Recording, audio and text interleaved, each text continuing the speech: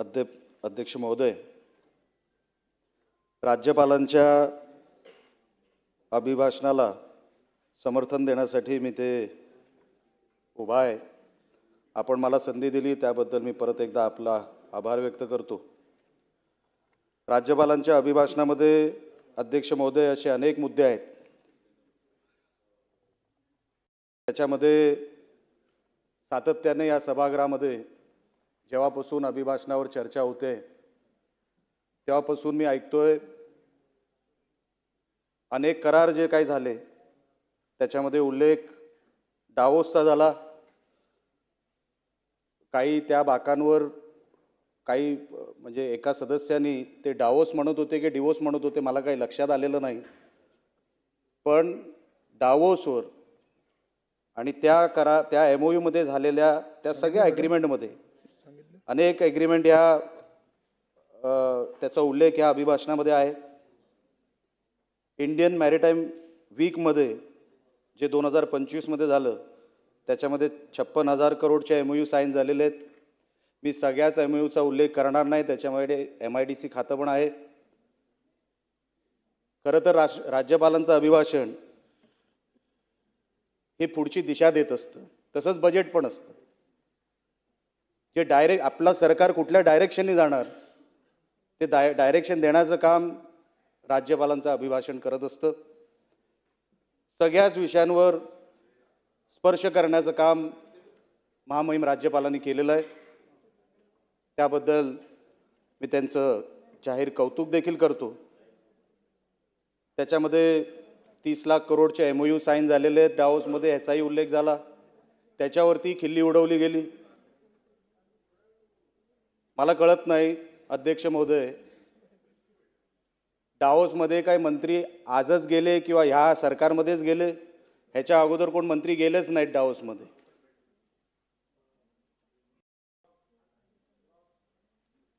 नाही, काय हरकत नाही, ह्याच्या अगोदर काय कोण मंत्री गेलेच नाहीत डावोसमध्ये, आणि जेव्हा ते मंत्री गेले तेव्हा कुठले करारच झाले नाही आहे का? त्या करारांचा उल्लेखच झाला नाही आहे का कुठल्या मिनिट्समध्ये? पण आपण बोलायचं म्हणून बोलतो आणि ऐकायचं म्हणून या सभागृहात आमच्यासारखे नवीन सदस्य ऐकतायत, पण ठीक आहे। त्याच्यामध्ये FDIचा उल्लेख झाला। देशामध्ये महाराष्ट्र हा 1 नंबरचा राज्य FDI जमवण्यामध्ये त्याचा उल्लेख आता ह्याच्यामध्ये झालेला आहे राज्यपालांच्या अभिभाषणामध्ये। अध्यक्ष महोदय, हे सगळे मुद्दे जे अभिभाषणामध्ये बोलले गेले ते खरोखरच महाराष्ट्राला एका योग्य दिशेने घेऊन जाण्याचं काम करतील हे माझ्यासारख्या सदस्याच्या मनामध्ये आता शंका राहिलेली नाही। पण मी काही स्पेसिफिक मुद्द्यांवर बोलणार आहे ज्याचा उल्लेख महामहिम राज्यपालांच्या अभिभाषणामध्ये देखील आहे। महामहिम राज्यपालांच्या अभिभाषणामध्ये अध्यक्ष महोदय उल्लेख आहे तो 4,478 कोटीच्या मेजर रोड इम्प्रूव्हमेंट कामांचा। आता हे 4,478 करोड रुपये हे कुठे इम्प्लिमेंट होणार आहेत, कुठे त्याचा वापर होणार आहे, त्याचा कुठेही उल्लेख या अभिभाषणाच्या त्या ह्याच्यामध्ये नाही आहे मसुद्यामध्ये। आमचा मुंबई गोवा महामार्ग साहेब अनेक वर्ष हा रखडला गेलेला आहे।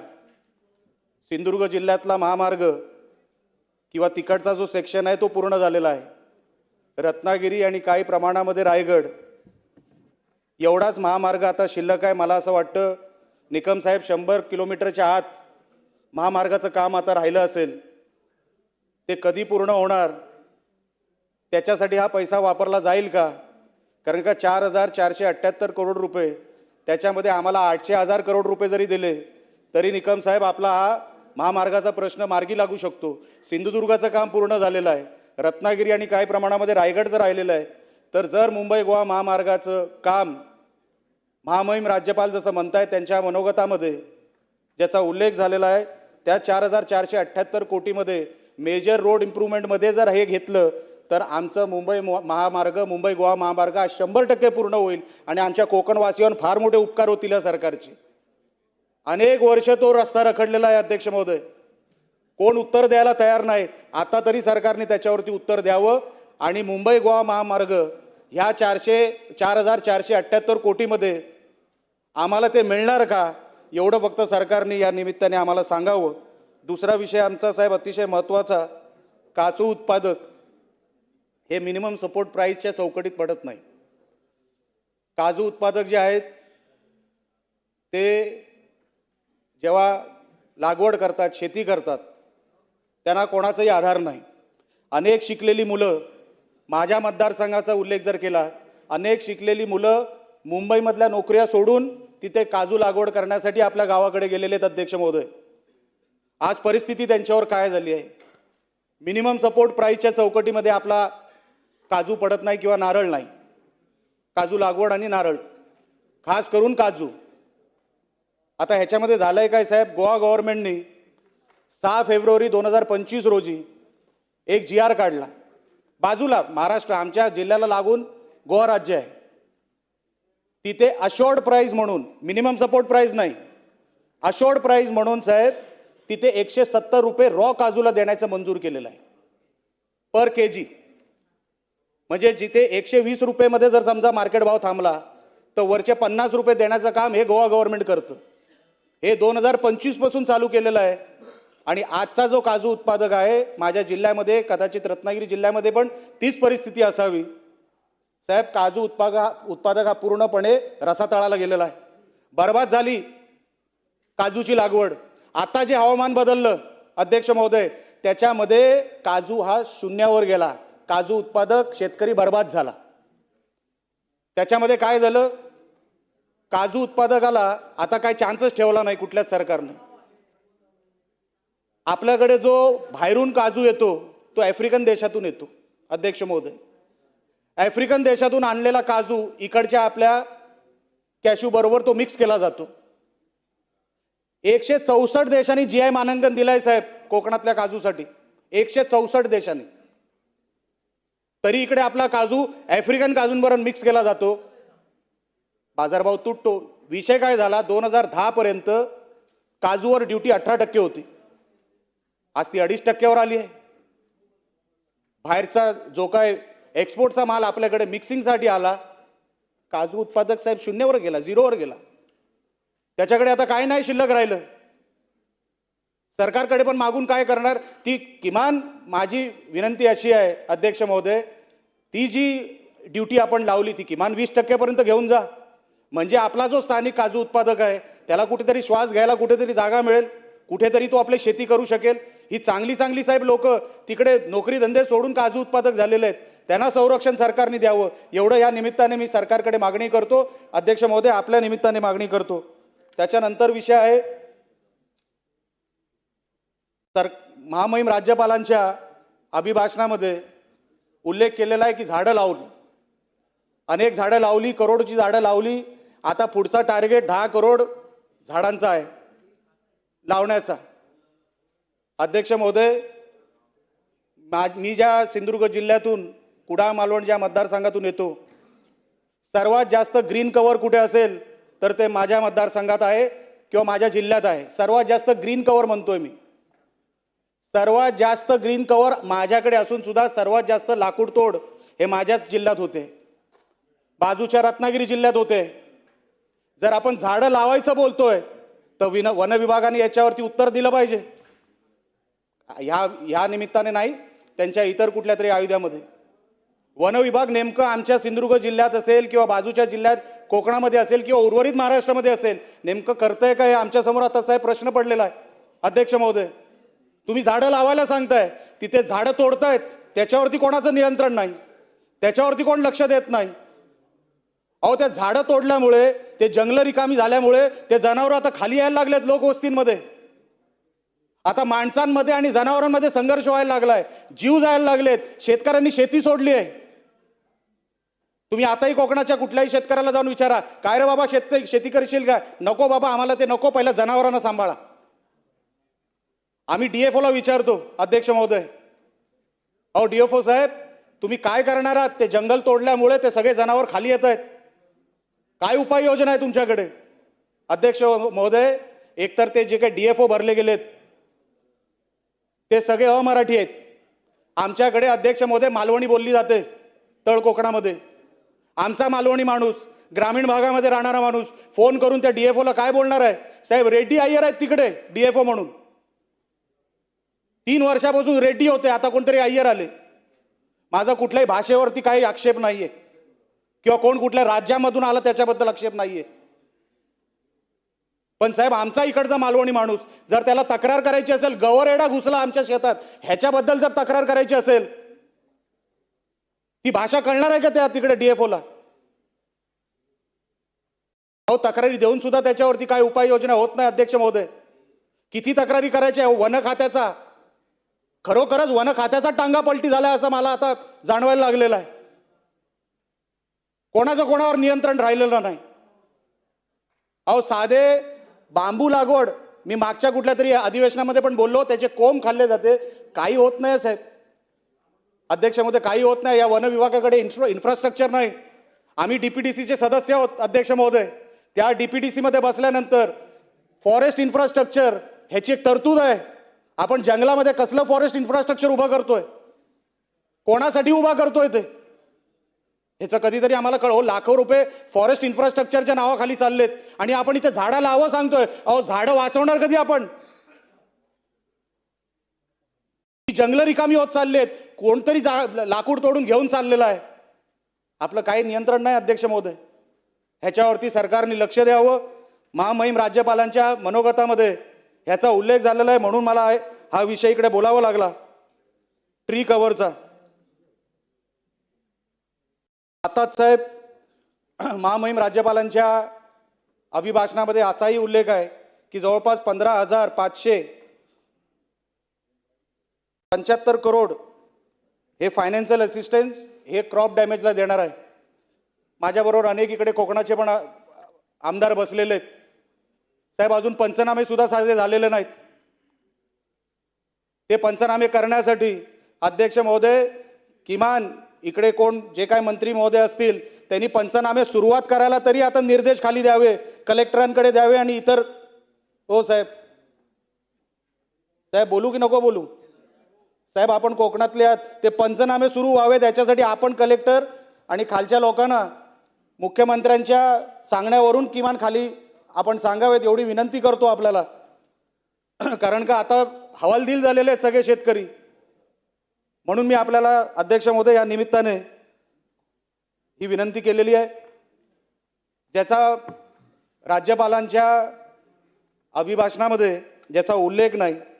पण मी सातत्याने जेव्हा जेव्हा अधिवेशन होतं, जेव्हा जेव्हा संधी मला मिळते अध्यक्ष महोदय, मी नेहमी गो हत्या ही महाराष्ट्रामध्ये थांबवावी ह्याच्यासाठी मी सातत्याने मी बोलत असतो, प्रयत्न करत असतो.